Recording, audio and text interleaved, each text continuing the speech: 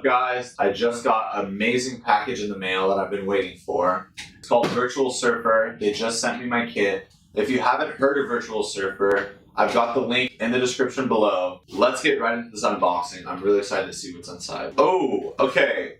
First thing I see is this super sweet rash guard. I love the color. All right, this is telling me what's inside. I've got a movement tracker and a drone. Don't stare at the paper, try it out. I'm ready to try it out. That's what I want to do.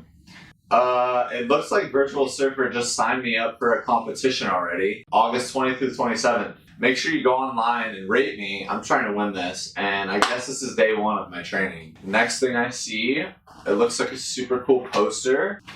It's got my competition up there. Nice. This is a nice little motivation for me. The user manual for the drone.